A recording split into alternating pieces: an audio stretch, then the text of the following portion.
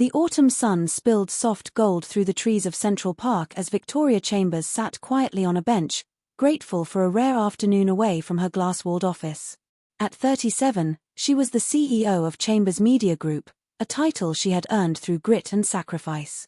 But success had come with a cost: no family, few friends, and an emptiness that lingered no matter how high she climbed. She was scrolling through emails when a small, gentle voice broke her focus. "Excuse me, pretty lady." Victoria looked up. A little girl stood before her, 3, maybe 4 years old, with sunlit curls and a pink dress. She clutched a worn teddy bear, but what stopped Victoria cold was the locket glinting at her neck, a gold pendant with a delicate rose design. Victoria's breath caught. She knew that locket. She had given it away 5 years ago under circumstances that still haunted her. "Hello," Victoria managed, her voice unsteady. "Are you here with someone?" The child pointed to a woman on a nearby bench. "That's Miss Sarah, my nanny. But I wanted to talk to you 'cause you looked sad.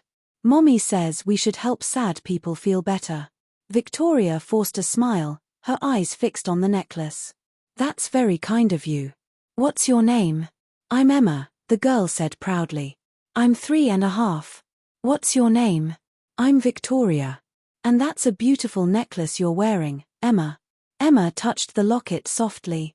"Mommy gave it to me before she went to heaven. Daddy says it was special, a gift from someone important. I wear it every day so Mommy can stay close." Tears welled in Victoria's eyes. 5 years ago, she had made the hardest choice of her life, giving up her baby girl for adoption. She had been 29, building a company from scratch, abandoned by her boyfriend, terrified and alone. She'd left only one thing with her daughter, the gold locket her own mother had given her, the only treasure she had. "Emma, sweetheart," Victoria whispered, "where's your daddy?" "He's coming," Emma said. "He went to get my toy from the car. But can I ask you something?" "Of course. Can you be my mommy for one day? Daddy's sad 'cause I don't have one, and I'm sad too. If you be my mommy today, maybe we can all be happy." The words shattered something deep inside Victoria. This was her child, the same blonde hair, the same innocent warmth. The baby she'd held for 10 minutes before saying goodbye. "Emma," a man's voice called. Victoria looked up to see a man approaching, late 30s, rugged, kind eyes, wearing jeans and a sweater. Concern, not anger, crossed his face. "I told you not to bother strangers," he said gently, taking Emma's hand. "I'm sorry. She's just very friendly." Victoria rose and froze when his gaze met hers. Recognition flickered, then shock. "Victoria," he breathed. "Andrew," she whispered back. "Andrew Chen." They had worked together years ago before life took them in separate directions. "You adopted Emma," Victoria said quietly. It wasn't a question. Andrew's eyes fell on the locket, realization dawning. "You're her birth mother. You left this for her." Emma blinked between them. "You know each other?" Andrew knelt beside her. "Sweetheart, can you go play with Miss Sarah for a minute? Daddy needs to talk to this lady." Emma nodded and skipped away. Andrew and Victoria sat on the bench, a heavy silence between them. "My wife and I adopted Emma when she was 3 days old," Andrew said softly. "The agency said her birth mother was young, scared, wanted a better life for her baby. They gave us the locket, told us to give it to her when she was ready. My wife, Rebecca, she treasured it. When she got cancer 2 years ago, she made sure Emma wore it. She passed 6 months later." Victoria wiped tears from her cheeks. "I didn't know.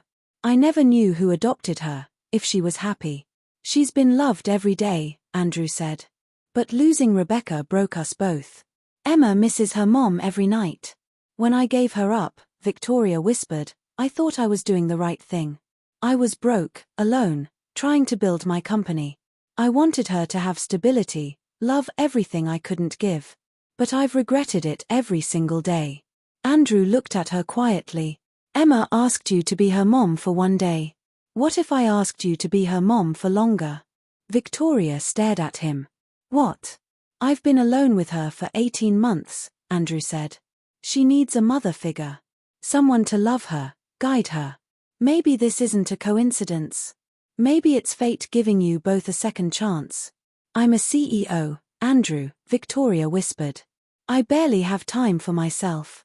Then maybe it's time to find what truly matters, he said gently. Don't decide now. Just spend time with her. See where it leads. Over the next weeks, Victoria did just that. First short park visits, then dinners, then weekends. Emma was drawn to her instantly, curious, bright, full of life. Victoria discovered Emma's love for painting, stories, and endless questions. Andrew learned that behind Victoria's success was a woman who had built an empire while grieving a loss she never recovered from. 6 months later, Andrew asked Victoria to move in not as a partner, but as Emma's mother. 3 months after that, love grew naturally between them, born not from convenience, but shared devotion. A year after that day in the park, Andrew proposed in the same spot. Emma held the rings, beaming. You asked me to be your mom for one day, Victoria said, tears in her eyes, both of them wearing matching dresses. Well, she smiled, I'm going to be your mom forever, if that's okay. That's very okay. Emma laughed. I knew you were my mommy the first time I saw you. The necklace told me. Sometimes, what we give away finds its way back, carrying second chances we thought were gone. And sometimes, a child's wish for one day of love opens the door to a lifetime of it, healing wounds, mending hearts, and turning strangers into family. If this story touched your heart, please like, share, and subscribe for more stories of love, loss, and second chances. Tell us in the comments, have you ever had something precious returned to you? Your story might remind someone that it's never too late to come home.